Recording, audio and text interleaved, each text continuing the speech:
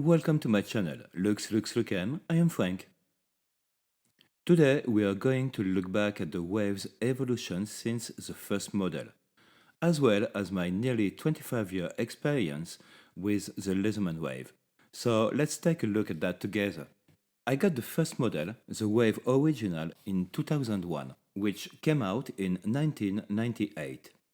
Then I got the new Wave, the second, in 2008, which came out in 2004. Then, in 2024, about the Wave Plus, which came out in 2018.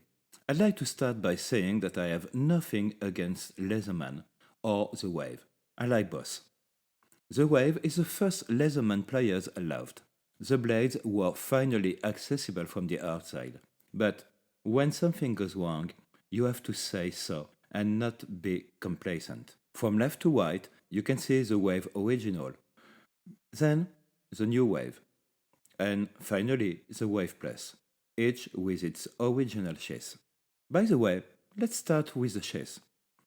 The one for the first Wave is made of molded and stitched leather, a fairly thick leather that ages quite well and offers a nice patina. The one for the new Wave is made of nylon. It has a hole at the bottom that allows the open pliers to be inserted into the case, allowing you to easily free your hands. The idea is good, but the execution is less so. The pliers tend to sink into this hole and end up getting stuck in the fabric. The hole is only reinforced with a stop stitch on the nylon, which prevents it from fraying normally, and it ends up tearing when you pull on the pliers to get them back in your hand. This problem was solved with the addition of a metal eyelet in subsequent generations of textile covers. The Wave Plus leather cover is, in principle, a sort of homage to the original Wave chassis. The shape and finish are quite similar. However, the thickness of the leather isn't there. It is significantly thinner than on the first generation, and I don't think it will age the same. Now, let's really talk about the waves. The original bears the designation patent. The patent was still under review. With the new Wave and the Wave Plus, we are introducing a new logo and new fonts. This is completely normal. The players have evolved significantly between the three generations. Between the original and the new, the players have gained thickness. They've come stronger and wider. The cutting part of the players has also evolved, becoming longer for greater comfort.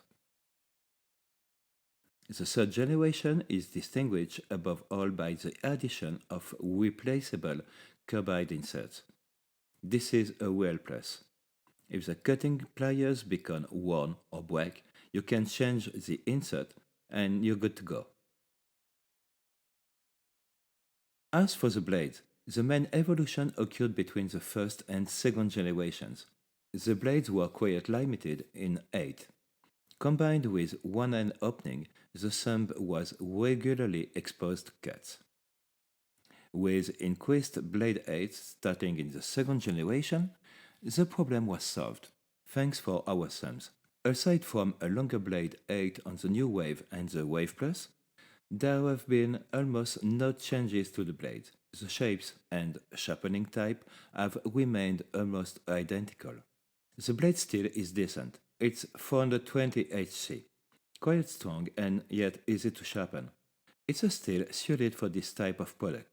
There were no major changes to the wood saw or the metal file saw either. Aside from a widening, there's no difference. These tools remain true to what they were from the start. The opening is still done using the notch at the end. The cutting quality of the wood saw remains the same. The metal saw, file and diamond file retain the same qualities. Here again, this is an improvement. A wider file is always practical. The wood saw gains in rigidity, which is also a benefit. And if it's less prone to twisting, that's also thanks to its increased blade height. The four externally accessible tools are all lockable thanks to a lighter lock, and this has been the case since the first iteration of the Wave, providing real security for our fingers. Let's move on the internal tools and start with the scissors. The first model offers a good pair of scissors, but they don't lock. The locking mechanism for the internal tools only appeared with the new Wave and was retained on the Wave Plus. The scissors are spring-loaded. They are a good quality and are quite sturdy. In terms of internal tools, the real change has been the screwdrivers. Between the original Wave and the new Wave, the screwdrivers have gone from a single-piece screwdriver to a system with replaceable bits. Initially, there were 4 flathead screwdrivers and 1 Phillips screwdriver. With the second generation, there are 2 bit holders. A very small one for the micro flathead and Phillips screwdriver, and a larger one for the proprietary bits. The bits are reversible. The small and large bits supplied with the new Wave and Wave Plus are identical, Phillips on one side and flathead on the other. Leatherman has designed proprietary bits delivered on a plastic holder, which allows for more prints, different Phillips, Allen bits, flat bits, Torx. They also thought of an extension that allows the use of proprietary bits, but also bits in 1/4 inch or 6.35 millimeters. It's very practical and much cheaper than the proprietary bits. This extension attaches in place of the bit and allows for a little more length. But a problem quickly arises with the bit holder system. Unlike the first version of the screwdrivers on the original model, access to deep screws on household appliances, for example, is impossible with the 2 following generations. The bits are too short and the bit holder is too wide. Even if it's just to open a toaster, it's simply unusable. The precision screwdriver's bit holder can only be used for one thing, using the only available bit, the flathead and Phillips precision screwdriver. As a reminder, the original Wave dates back to 1998, the new Wave to 2004, and the Wave Plus to 2018. If we look at the difference between the new Wave and the Wave Plus, we only have the addition of the removable cutting block. It took 14 years for Leatherman to integrate replaceable carbide cutters on the Wave, and there's still no return spring on the pliers. In 2007, Gerber released the Legend 800, which incorporates replaceable cutting inserts and a return spring. In 2004, I was given a Charge TTI, a superb tool that features a strap cutter on the serrated blade. This feature seems to be reserved to the Charge because it still hasn't been integrated on the Wave models. Since the first version of the Wave, we've always had the same problem.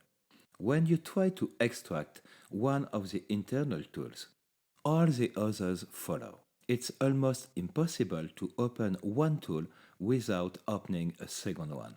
And yet, as early as 2004, I discovered that the problem has been solved.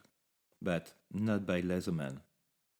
Victorinox chose to have cutouts in the rear spring of these tools rather than a single piece spring. It is individual springs. This is what we see here on the very first model of the Swiss Tool Spirit. The problem still persists after 3 generations. But that's not all. The Wave offers us a very high quality wood saw and a metal saw file. But they are not replaceable or detachable, and yet they have the expertise to do it. The Leatherman Surge, released in 2005, offers this possibility. If we break the saw, or our file is worn out, we can buy a new one and the problem is solved. But that's not all. Have you ever been frustrated by having a good quality diamond file and not being able to sharpen the smooth blade on your wave? Then there are two solutions. Have a second wave in your pocket or switch to a surge. Another point of frustration with the wave is the lanyard attachment. It's really improved since the original model. Now you can thread a wear lanyard through it, but it's a pain to open. You'll need another tool to remove it from its housing. Leatherman has thought of us here. They released an accessory kit that includes a pocket clip and a lanyard ring. The whole thing is detachable via a clever retention system.